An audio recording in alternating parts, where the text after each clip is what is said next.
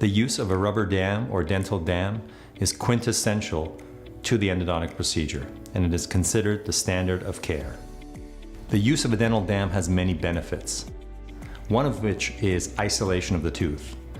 During this procedure, we are trying to decontaminate a tooth that has been contaminated with microorganisms such as bacteria, viruses, and fungus. And there are host microorganisms and bacteria that live inside our mouth, and we do not want to allow those bacteria via the saliva to enter the tooth. So the rubber dam will help you isolate the tooth and prevent contamination of the tooth that we are trying to decontaminate. We are preventing the accidental spillover of the irrigants and the rinses that we are using during the procedure into the patient's mouth by isolating the tooth with the dental dam. Some of the other benefits of the dental dam are better visualization of the tooth, eliminating the obstruction of the tongue and cheek and the mucosa.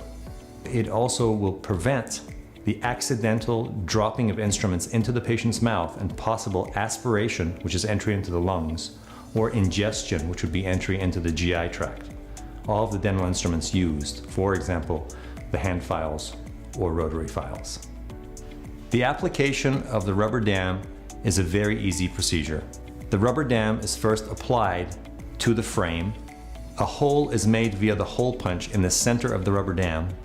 The appropriate clamp is then applied to the dental dam, and the entire ensemble is taken to the tooth via the rubber dam forceps.